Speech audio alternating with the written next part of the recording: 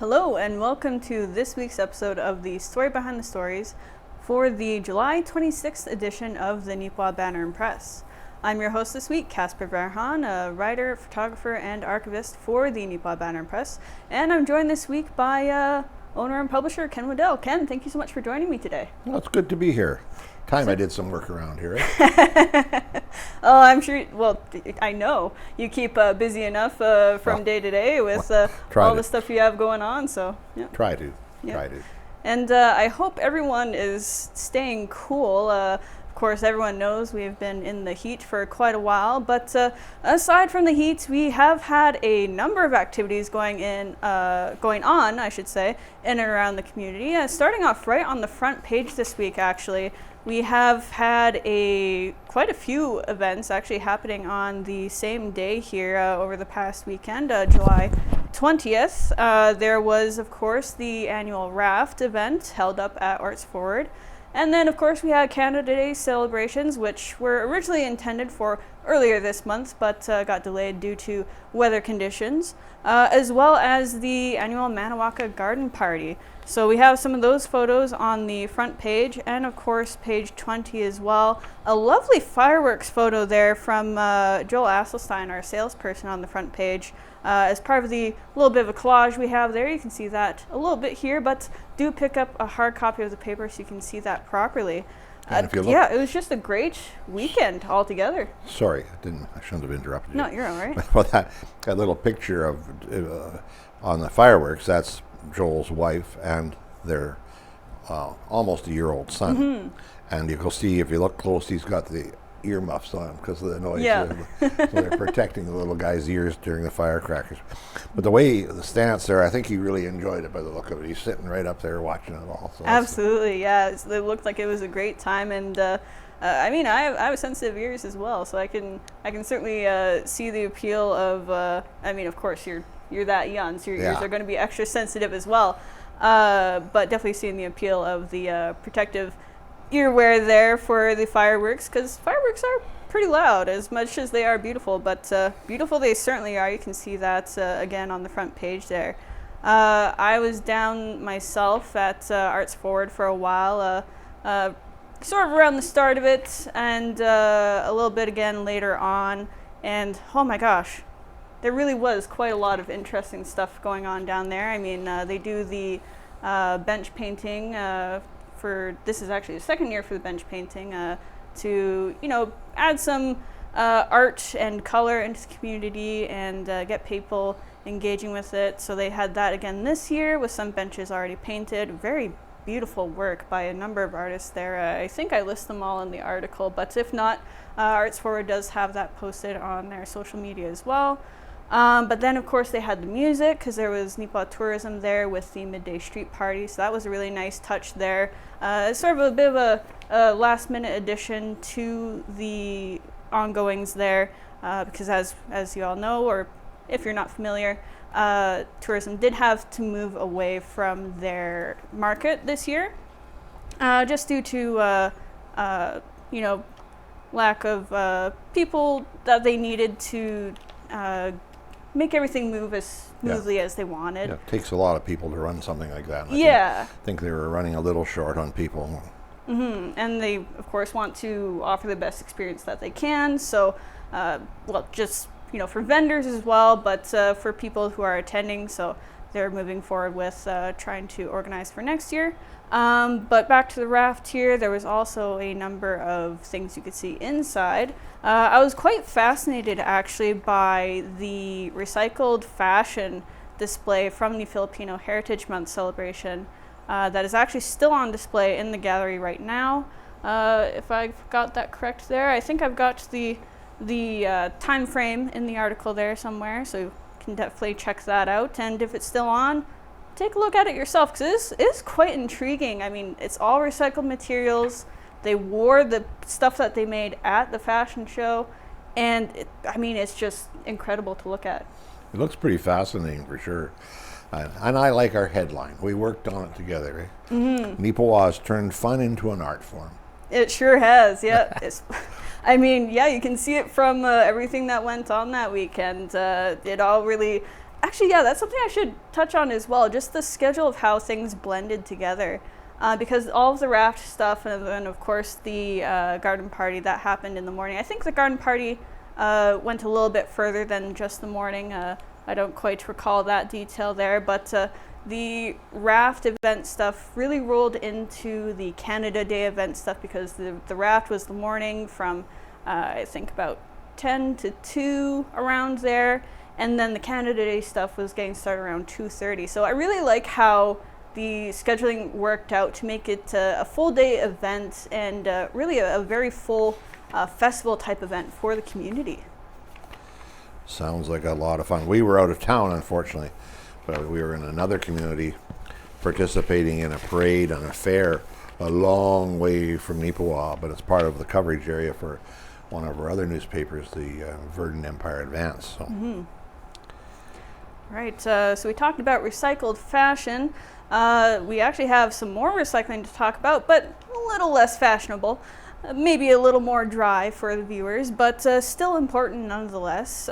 We've got this story on page 7. Owen Devereaux did a little bit of work on this, or I should, well, all the work on this. Well, I'll be straight with you. The numbers for the recycling in Neepawa is falling off year over year. Not an exorbitant amount, but it's still there.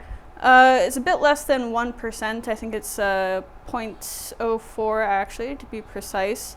0.4 year over year. And so that, I mean, that's not something we like to see, but at least it's not a big amount.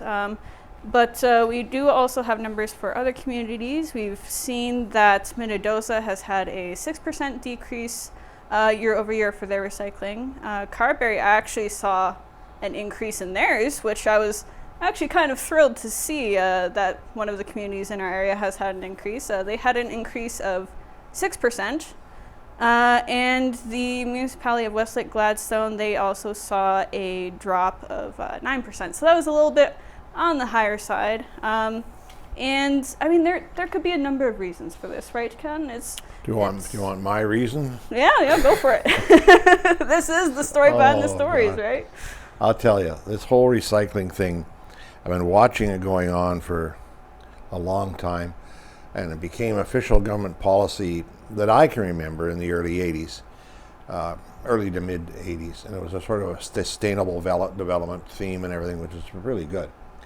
But in my view, the problem is it's set up in the screwiest way possible. Many years ago, there was a lot of recycling went on.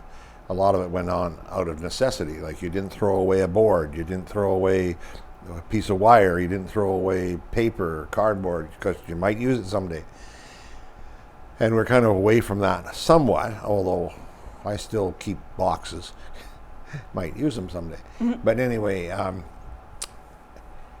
the recycling program in my youth was you bought a drink, whether it was liquor, like whether it was beer or whether it was, I didn't buy beer as a kid, obviously, but soft drinks and whatever. And I think it was as little as 2 cents at one time per pop bottle. Maybe it got up to 5 before I became an adult. I don't know. But there was hardly ever a pop bottle left laying around because a kid could get 2 cents or 5 cents for it. Mm-hmm. And people laugh at that today, but 5 cents would buy you a pack of gum, or 10 cents would buy an ice cream cone. It was all relative. But they got into this whole thing where they have this 2 cents a container levy that you pay on everything. I think juice boxes and milk and every container of liquids there is, I think. And so the idea is that funds the recycling program. But the person who does the hard work of getting the recycling put together earns nothing from it. Not even 5 cents to give to their grandchildren to buy an ice cream cone. Oh, yeah. No, right. It's $2.50 now, right? But anyway, and so there's no incentive there, and it's so complicated here. You can recycle stuff, not straws, not coffee pods, not disposable coffee cups, and their lids. Example: Tim Hortons, McDonald's, but that's picking on 2 restaurants, not styrofoam, not clothing, not textiles, not aluminum foil or plates, no, not plastic pouches like chip bags, etc. Okay, so it's just way too complicated with no financial incentive for the kids or the housewife or the householder or whatever, bachelor living in an apartment, whatever. There's no incentive to do a better job of it. And you're supposed to wash your canned bean cans. Yeah, like right. I told my wife, you quit washing those things. One of these days you're going to cut your finger on the stupid lid because it's sharp. Yeah. It's as sharp as a razor blade almost. Put it in there carefully and let it go in the garbage. And of course, when I say things like that, and when I say it in my newspaper column, on a couple of occasions I've had very firm letters from MMSM, Manitoba Multi-Material Stewardship, blah, blah, blah, from their executive director. She doesn't like me. But anyway, maybe she's changed now. Maybe it's somebody different now. But they don't like the fact that I criticize it. But it's just, if you're charging 2 cents on something, charge 5 cents, charge whatever. But take it back, take it to the recycling. And at one time, you could take your bags of recycling onto the Safeway lot here at Neepawa.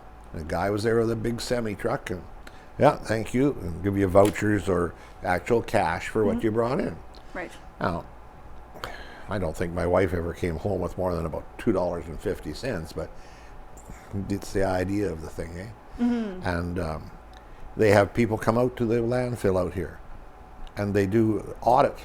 They get a load of recycling from Neepawa, and they pull it all apart, and they put it in little piles. They got students crawling all over this stuff like, ants on a pile of honey. And, so much cans, so much cardboard, so much this. Well, that looks about right for a town this size. It's the right ratios. Who the hell cares? I don't care about ratios. I care about getting the product recycled, reused, and somebody makes some money as they're going along with it. Right. All the recycling that they pick up in Neepawa goes to Evergreen. They do the best they can to sort it there, but they don't do much. They bale it up. It's called co-mingled. It's another word for garbage. But anyway, it's co-mingled. And then it's baled, and then it's sent by semi to a company in Winnipeg. I won't name the company because I'm not positive who it is, and I don't want to cast any aspersions on them. And Evergreen is charged for every ton that comes out of there. They don't get anything for it. Mm-hmm. Nothing. So when some money comes back from MMSM to the town on a per ton basis, it's nowhere near the cost of recycling. Right. Nowhere near. I'm done. Sorry. But yeah, I think you understand my point. Like, yeah. There's no economy to the stupid thing. There's no incentive. Mm-hmm. And people like to have, even if they got a few cents. I mean, people go play crib, but it's more fun if there's a 10-cent bet on the game, Right. There's no bets on this game. There's no winners. Mm-hmm. Yeah, no, you definitely raised some good points, I think. And I mean, with the recycling system, straws, coffee pods. Yeah, okay, that's pretty clear cut from my view, anyway.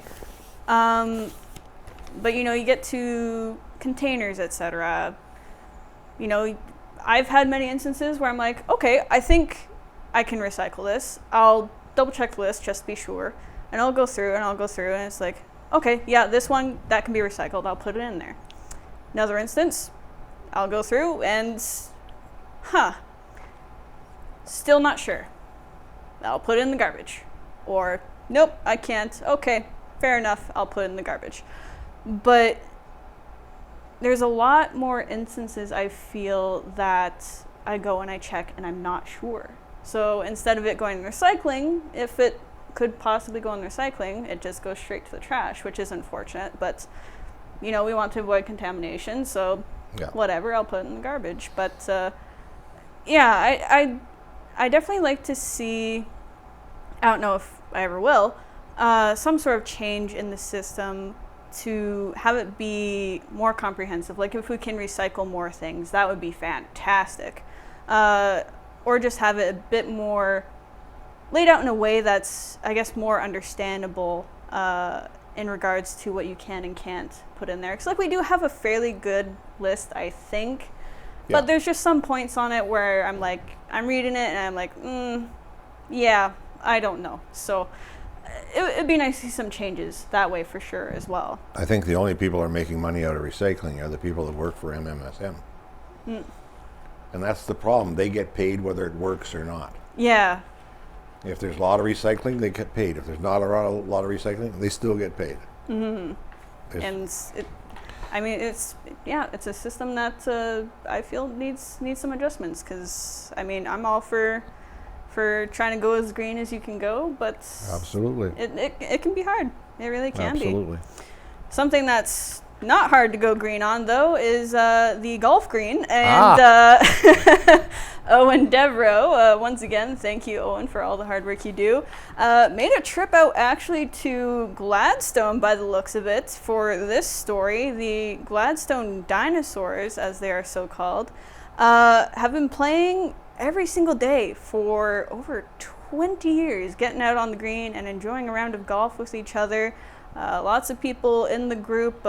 Sort of varies in membership year over year for who's all involved there. But it's been fascinating sort of reading this story and learning about the group a bit. It's typically made of people, 65 and over. And their oldest member right now that's active is just short of 90 as well. But as I said, it was incredible to read about this group. They're getting out, they're enjoying the fresh air and the facilities available to them, but they're also giving back as well. Reading about them here, they help out a lot with the golf course as well, which I think is pretty cool. Gladstone is a wonderful course. It's a 9-hole course just to the south of town on Highway 34. And I've golfed there when we were still golfing. Chris and I would golf there once, twice a year. It's a nice golf course, but one of the reasons it's nice is that there's a lot of guys like these dinosaurs, as they call themselves, who they trim the shrubs and they pick up the garbage and they look after, broken tree or something falls down.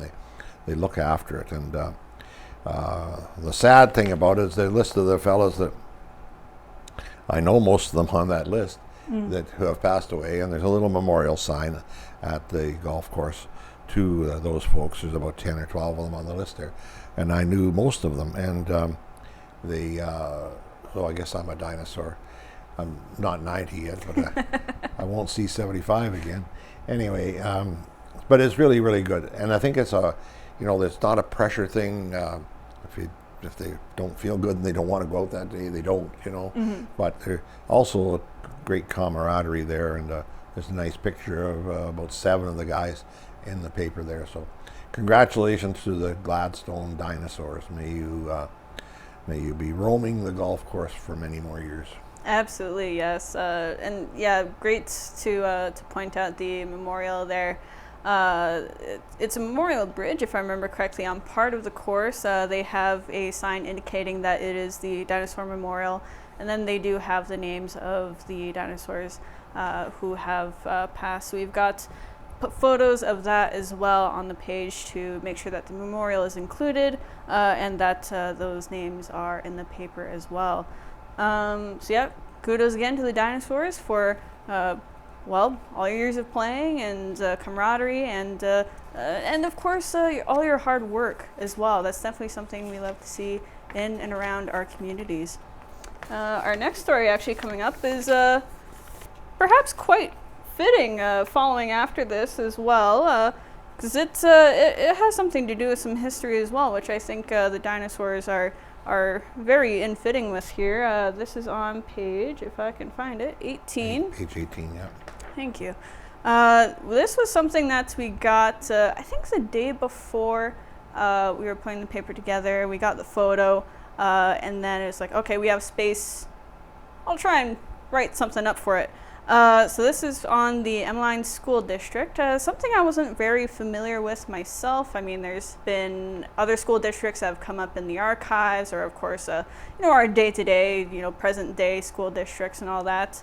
But this is one I was unfamiliar with, and so we got this photo from Rob Smith of the cairn or monument, however you'd like to denote it there, of the Emmeline School District. Just did a little bit of research on that. And it was pretty fascinating to do some research on this because it was a fairly early school district, and it ran for a good number of years too. Yeah, it's interesting, and I have to admit, I'm not sure I'd ever heard of Emmeline School. It's right on the southeast kind of corner of our coverage area, down toward, it became amalgamated into McGregor, which we only have a few papers distributed into McGregor, but we have a few readers there. And but there's many of these cairns. This is a very nice one with the bell on it and everything. It's a very nice cairn. I couldn't drive to it, but it is described here as to how to get there. And but they're all over the country. I mean, if you go for a drive, on number 5 highway, you'll see them, and just off the highway, anywhere, wherever there was a school. Some of our younger viewers may not realize that I think you know this one, but there was a school basically every 4 miles. Right. And school was here and 4 miles here. And even when they did the surveying of the country, they would set up the school quarter. And that, I think, the money from that quarter was supposed to go to help fund the school. I think that's how it worked. But every 4 miles in every direction, generally speaking, of course, not if it was in the lake or something, but, right. but every 4 miles there was a school. And so there was a lot of schools, and most of them have a cairn or some kind of a marker to show where they were. And it would make, I don't know how many there would be in our coverage area, but I bet you there's 30 or 40 of them around the country. Would actually make quite an interesting tour to go to a bunch of them. We've been to several. We try and stop when we see them. There's one or two just west of Neepawa on Highway 16, and they're all through the country. But Emmeline School, I hadn't heard of, but thanks to Rob Smith for sending that in. Rob sends us some good stuff. He got another picture in the paper this week too, I think. And so that invitation is open there to others too. If you have some interesting thing, we could use more of this kind of coverage, and we can't be everywhere. Casper and Owen are our 2 reporters, and we cover an area from several miles south of Carberry to several miles north of St. Rose, and that's a bit of a drive. From Neepawa to St. Rose is 65 miles alone, and then you add on 30 to Carberry, so that's 95 and another 10 each way. You're looking at 115 miles north to south in our coverage area. And doing a little bragging here, but we also cover with the 2 other papers. We cover from all the way from basically Westburn to the Saskatchewan border now. And if you want to see some country, just try driving from one end of our coverage area to the other. Oh, definitely. Yeah, that'll give you a full trip for sure. Yeah, it would be about 3.5 hours to get from one end to the other. So. Yeah. Pretty big. And yeah, as Ken said, if you have anything you want to send to us, please do. I mean, sometimes events also happen on the same day as each other, and well, one person can only be in one spot at a time. So, we try and get out to as much as we can, but it definitely helps if you're able to reach out to us as well. So we'll have that information on the screen there for you. And of course, again, at the end of the show, I'll read it out as well. Giving a little bit more detail on this since we have time before we move on. Just to put this in perspective here, the Emmeline School District was first established in April of 1891. So that's pretty old. That's pretty early. And of course, I was just a kid then. Yeah. So that gives you a good sort of a marker there with Ken there. And of course, with it being such an early school as well, I think there was a photo on the Manitoba Historical Society website, but it would have been too tight of a timeline to contact them and get word back to use that in there as well. But that would have been a one-room school as well. I mean, it definitely would have been very different compared to the structures you would see today. And the monument itself also actually has the original bell from the school included on the monument. So I thought that was a really cool touch to the monument itself as well. If a person wants to see a one-room school, of course there are 1 or 2 at the Austin Threshens Reunion or Austin Museum grounds, but there is one down the ridge, and actually it's on our photographer here, Rob Smith's yard, and it's Deer Ridge School, and it's exactly as how they closed it up, complete to the inkwells and the scribblers on the desks and everything, exactly the way they closed it up many years ago. And by appointment, you can certainly get a tour of that school by contacting Rob Smith at Edrins. Definitely, yeah. And actually, now that you mentioned that, I recall that we did do a bit of a feature on that at some point. Might have been a couple years ago now. I'd have to look back in the archive, but it really is in very good shape. It's been well kept. If you have a moment to, spend a day or whatever after getting in touch with Rob there, definitely go check it out. I mean, it's quite the experience.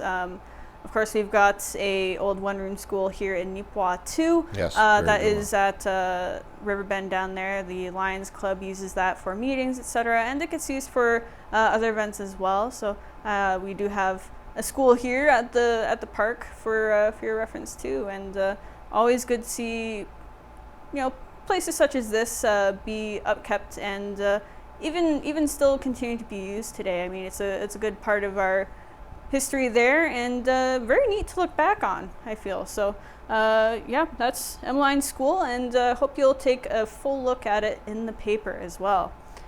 We do still have time, so actually before we move on to our feature, we will talk about a few extra things here. First off, right across from the Emmeline School District, we'll go to page 19. Sorry, Ken, I'm jumping around here on you. Oh, wow. Get me confused. Remember, I'm old. I confuse easily. And this was with some new basketball courts actually in Neepawa. This was an item that was submitted to us. Very thankful once again for the submission. New basketball courts, as I said, on Monday, the 22nd of June.